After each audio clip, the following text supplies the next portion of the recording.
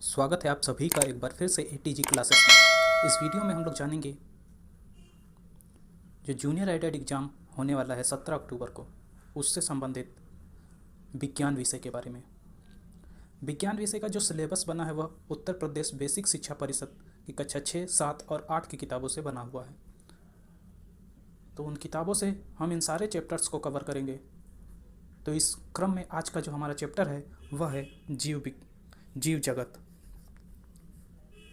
तो चलिए स्टार्ट करते हैं इस वीडियो को और जानते हैं जीव जगत के बारे में। जो इम्पोर्टेंट पॉइंट है जो हमारे एग्ज़ाम में लगता है कि पूछे जाएंगे, वे सभी पॉइंट्स मैंने इसमें इंक्लूड किया है। तो चलिए शुरुआत करते हैं इस वीडियो की। हमारा पहला पॉइंट है सजीव के लक्षण, यानी कि सजीवों के जो लक्षण हैं वह क्या क्या हैं। तो सभी जीवों में पोषण, श्वसन, उत्सर्जन, संवेदनशीलता जैसी क्रियाएँ अनवरत होती रहती हैं। इन्हें हम जैविक क्रियाएँ कहते हैं। यानी कि जैविक क्रियाएँ किसे कहते हैं? तो अनवरत होती रहने वाली जो क्रियाएं हैं, जिसमें पोषण आता है, श्वसन, उत्सर्जन और संवेदनशीलता आती हैं, इन सभी क्रियाओं को हम क्या कहते हैं? जैविक क्रियाएं कहते हैं।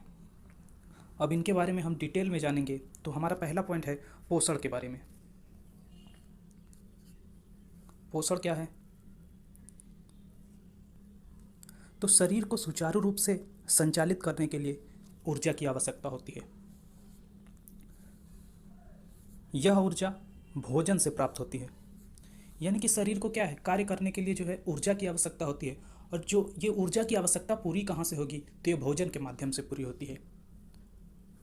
हम जानते हैं कि हरे पौधे वायुमंडल से कार्बन डाइऑक्साइड तथा मिट्टी से जल प्राप्त करके सूर्य के प्रकाश की उपस्थिति में अपने भोजन का निर्माण स्वयं करते हैं, इसलिए ये स्वपोषी कहलाते हैं।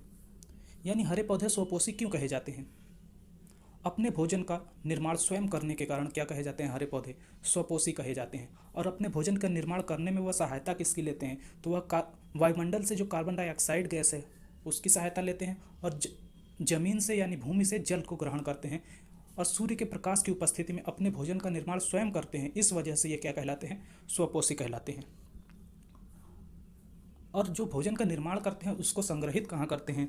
तो बने हुए इस भोजन को पौधे, फूल, फल, बीज, जड़, तना तथा पत्ती आदि में संग्रहित करते हैं। नेक्स्ट है कुछ जंतु अपना भोजन पेड़ पौधों से प्राप्त करते हैं, इन्हें शाकाहारी कहते हैं, जैसे बकरी, हिरण, चूहा आदि। अब क्या है कि कुछ जंतु ऐसे हैं जो अपना भोजन पेड़ पौधों से प्राप्त करते हैं। तो जो पेड़ पौधों से प्राप्त करते हैं वे शाकाहारी कहलाते हैं, जैसे बकरी, हिरण, चूहा आदि। नेक्स्ट है कि कुछ जंतु शाकाहारी जंतुओं को अपना भोजन बनाते हैं, वे क्या कहलाते हैं? मांसाहारी। यानी कि जो शाकाहारी जंतुओं को अपना भोजन बनाते हैं वे मांसाहारी कहलाते हैं। और अगला है ऐसे जीव जो अपना भोजन पेड़ पौधों एवं जंतुओं अर्थात दोनों स्रोतों से प्राप्त करते हैं, उन्हें सर्वाहारी जंतु कहा जाता है, जैसे मनुष्य, काकरोच आदि। अब पोषण के बाद हमारा आता है श्वसन। तो श्वसन के बारे में हम जानते हैं। तो इस क्रिया में सभी जंतु तथा पौधे ऑक्सीजन गैस ग्रहण करते हैं। यानी श्वसन के रूप में क्या हम ग्रहण करते हैं? तो ऑक्सीजन गैस तथा कार्बन डाइऑक्साइड गैस छोड़ते हैं। सांस लेने पर वायु के साथ ऑक्सीजन गैस शरीर के अंदर फेफड़े द्वारा ग्रहण की जाती है। ऑक्सीजन द्वारा भोजन का जारण ऑक्सीकरण होता है। तो याद रखना है कि भोजन का ऑक्सीकरण किसके द्वारा होता है? तो भोजन का जो ऑक्सीकरण होता है वह ऑक्सीजन की उपस्थिति में होता है, जिसके फलस्वरूप होता क्या है? भोजन के ऑक्सीकरण के फलस्वरूप क्या होता है कि ऊर्जा और कार्बन डाइऑक्साइड गैस बनती है। यानी कि हम जो भोजन करते हैं उसका जो वायु की उपस्थिति में ऑक्सीकरण होता है, जिसके फलस्वरूप ऊर्जा और कार्बन डाइऑक्साइड गैस मुक्त होती है, और इसी ऊर्जा का उपयोग हम दैनिक कार्य के लिए करते हैं। अब भिन्न भिन्न प्राणियों में श्वसन अलग अलग अंगों द्वारा होता है, जैसे मनुष्य में फेफड़े द्वारा तथा मछली में गलफड़े द्वारा, और पानी में रहने पर मेढक में त्वचा द्वारा तथा जमीन पर रहने पर फेफड़े द्वारा। तो मेढक में दो प्रकार से श्वसन होता है। जब वह पानी में रहता है तो त्वचा द्वारा होता है उसका श्वसन, और जब जमीन पर रहता है तो फेफड़े द्वारा श्वसन करता है। ये याद रखिएगा। नेक्स्ट है पौधों में श्वसन यानी कि गैसीय आदान प्रदान उनकी पत्तियों की निचली सतह पर उपस्थित सूक्ष्म छिद्रों, जिन्हें क्या कहा जाता है, पर्णरंध्र कहा जाता है, पर्णरंध्र कहा जाता है। तो जो सूक्ष्म छिद्र हैं जिन्हें पर्णरंध्र कहा जाता है, उनके द्वारा क्या होता है, गैसीय आदान प्रदान होता है। अब इसके बाद आता है उत्सर्जन। उत्सर्जन क्या है, इसके बारे में हम जानते हैं। तो जैविक क्रियाओं जैसे पाचन एवं श्वसन आदि के फलस्वरूप सभी जीवों के शरीर में अपशिष्ट पदार्थ बनते हैं। यानी कि जो जैविक क्रियाएं होती हैं उनके फलस्वरूप हमारे शरीर में जो अपशिष्ट पदार्थ बनते हैं, ये शरीर के लिए आवश्यक और हानिकारक होते हैं। यानी कि वे आवश्यक भी हैं और हानिकारक भी हैं। इन अपशिष्ट पदार्थों को शरीर से बाहर निकालने की क्रिया को उत्सर्जन कहते हैं।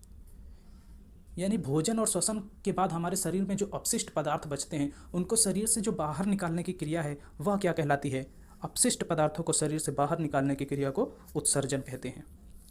जंतुओं के उत्सर्जी पदार्थ मलमूत्र, पसीना तथा कार्बन डाइऑक्साइड गैसें आदि हैं। उत्सर्जन क्रिया पौधों में भी होती है।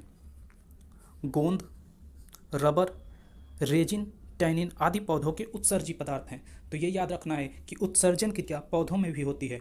गोंद, रबर, रेजिन, टैनिन आदि पौधों के क्या हैं, उत्सर्जी पदार्थ हैं। और अगला है संवेदनशीलता। तो किसी भी उद्दीपन के प्रति शरीर द्वारा की गई अनुक्रिया ही संवेदनशीलता कहलाती है। तो उद्दीपन के प्रति की गई अनुक्रिया क्या कहलाती है, संवेदनशीलता कहलाती है। पौधे भी उद्दीपन के प्रति क्या होते हैं, संवेदनशील होते हैं। जैसे छुई मुई या लाजवंती का पौधा।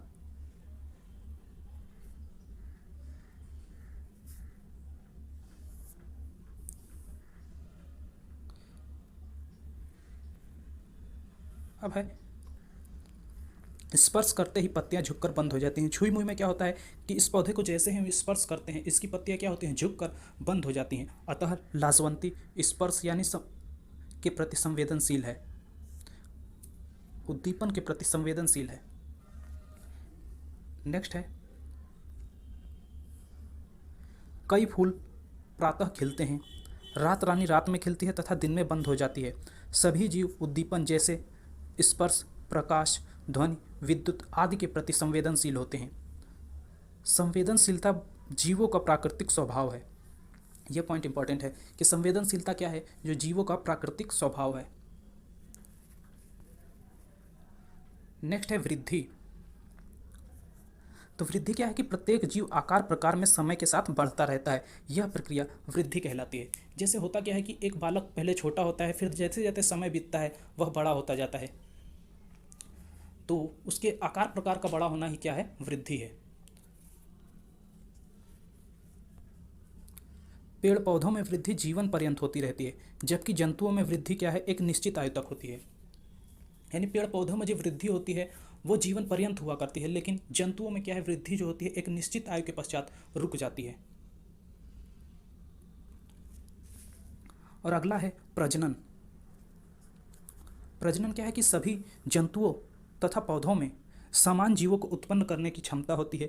इस क्रिया को क्या कहते हैं, प्रजनन कहते हैं। यानी कि सभी जंतुओं में अपने समान जीवों को उत्पन्न करने की जो क्षमता होती है, इस क्षमता को क्या कहा जाता है, तो इस क्षमता को प्रजनन कहा जाता है। आज की वीडियो में इतना ही। मिलते हैं नेक्स्ट वीडियो में और भी महत्वपूर्ण पॉइंट्स के साथ जो इस चैप्टर के होंगे। तब तक के लिए धन्यवाद।